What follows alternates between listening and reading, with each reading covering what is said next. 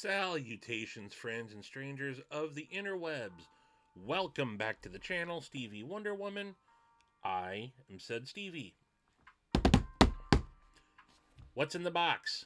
Well, let's find out.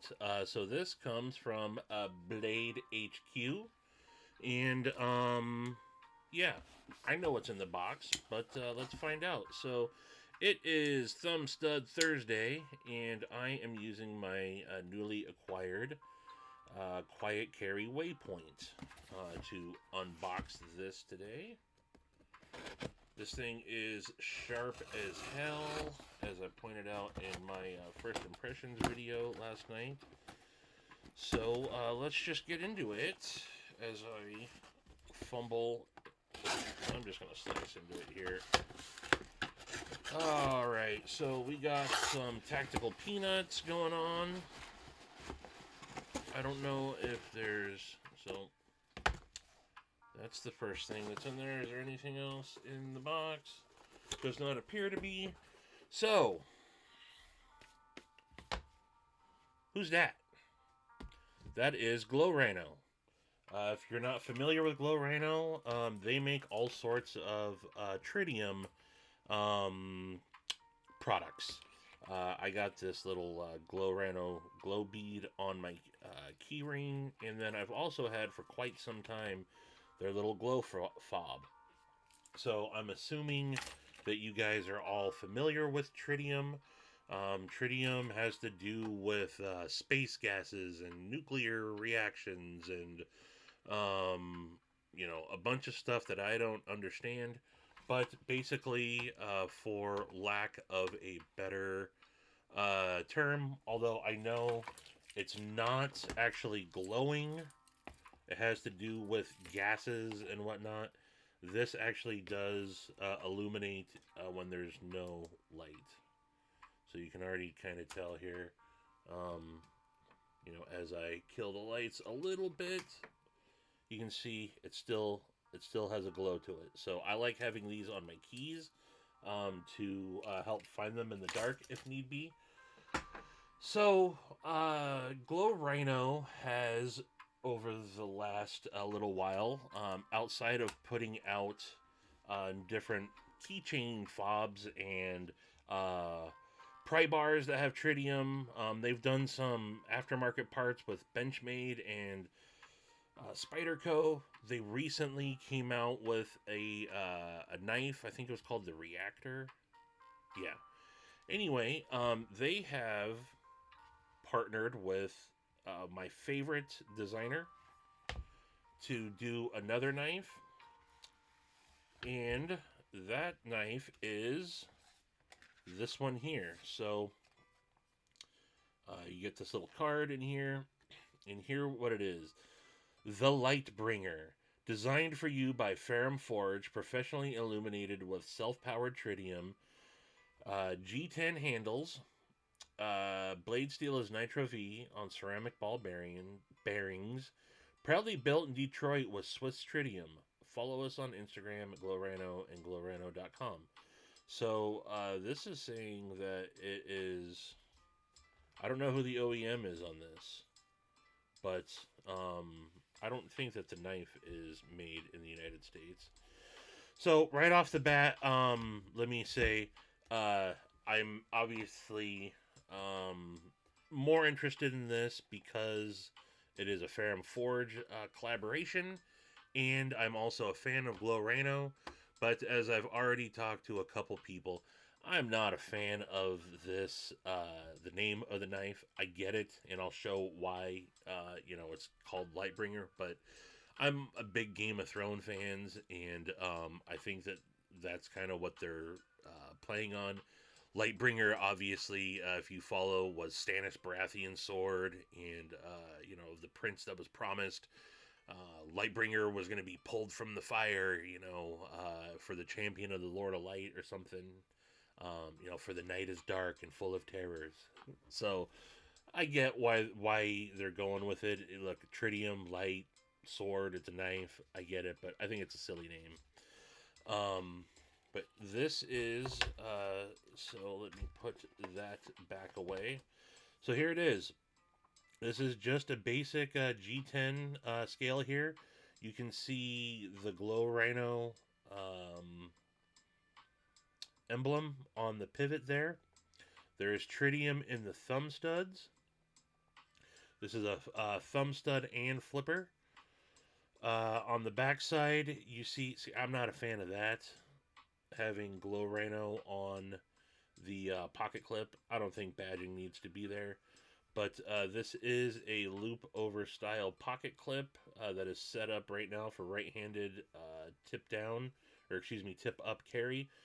It looks like this can be, no, this is not reversible because it does appear to have a cutout there on the pocket clip. It's recessed into the focus there. It's recessed into the scale. So I don't know. Maybe no. I don't. I guess it would be surface mounted then on that side. So I don't think that it's set up for left hand carry. But yeah, this is it. It also has this is a G10 backspacer that has tritium in it as well. Nitro V steel. And let's take a look at it. So thumb stud. All right, not the snappiest thing, but that's it. So you're looking at a stone-washed 3.5 inch Nitro V blade. I guess that's a sheep's foot style blade. You do have a full flat grind here. Very thin. I will say that this is extremely thin. If we're looking at an overall length, we got 1, 2, 3, 4, 5, 6, 7, 8, right around 8, 8.125 ish overall. On the back side of the blade, so no Ferrum Forge Maker's Mark anywhere on this, which is interesting. The only other mark on here you see is the blade steel, the Nitro V on there. So it looks like there's only one tritium insert on the thumb stud on the show side, nothing on the lock side, and then you have the tritium insert on the backspacer. So that is the profile of the knife. Let's check the action out of the box. Yeah, it's smooth. It did come perfectly centered. No issues there. Where's my... There we go. No issues there. Let's check the flipper deployment. That's a very light detent. Very light detent. And a big flipper tab there. So, it is very light. I gotta say. I can fail it for sure. Very light detent. Yeah. It's doing okay, though. What about the middle finger flick? No problem. It's smooth. Definitely a light detent, for sure. Ergos are good. I can get a full 4 on it. You got a little bit of jimping on the spine up to the thumb studs there, which works okay. It doesn't really have the Ferrum Forge signature finger choil. In fact, that's not a choke up spot at all, so you're not going to really be able to choke up and bear down on this thing, but I think that the ergonomics are okay. It's a decent knife. I think I got this, it's on Blade HQ for $150. Again, I collect anything Ferrum Forge, so I was going to get it regardless. And I think that Glow Rhino is a decent company. I am not blown away by this knife at all. It's something that I wanted to get in and check in. We'll see, or check out, see if I end up moving it along, or what I'm going to do with this. But I don't think that this will become an EDC knife for me. I think it's cool. It's a little gimmicky, obviously. Man, look at the spoon on that pocket clip. But it is ultra deep carry. yeah, we'll see. You know, this is just my first impressions of it, which are, it's a decent knife. I'm not blown away by any aspect of it, though. It seems pretty generic. I like that it's a little bit cheaper than their last go around. That was all titanium and had a different, you know, all sorts of different. I think that was like a $250 knife. So this one makes it a little bit more affordable in the $150 price range.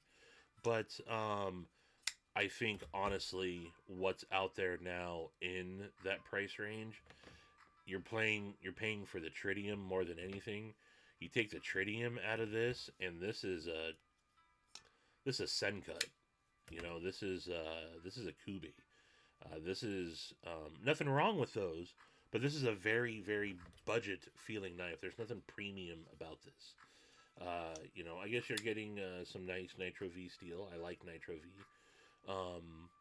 but just basic G10 handles on there. So yeah, this is LightBringer, designed by Ferrum Forge, produced by again, I don't know what the OEM is, but Glow Rhino is the name that it's under.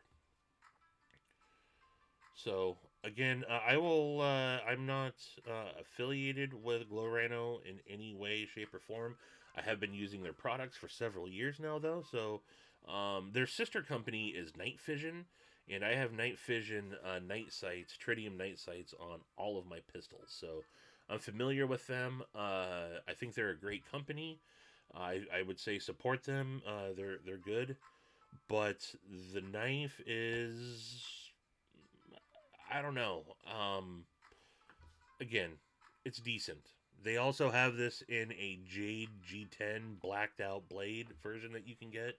I think this one's sold out right now. I'm sure that there'll be more available, but I don't know. That's it. We'll see where it goes with this, but I thought I would at least get a video on it and see where it goes from there. So, appreciate you guys checking in. I'm trying something a little bit different, you know, changing up the thumbnails, and wanted to do a top down. Again, I haven't done one for a while. I'm getting sick at looking at my own fat head, so I think I'm going to start doing some more top downs. You guys might be sick of looking at my fat head as well, so give the people what they want. Or I don't know, what are your guys' thoughts? Do you like the front facing? That's the easiest thing for me because I just turn on the camera and talk, as opposed to having to set up the little bit that I do. But anyway, that's it, folks. I appreciate you tuning in. And until I catch you on the next one, deuces.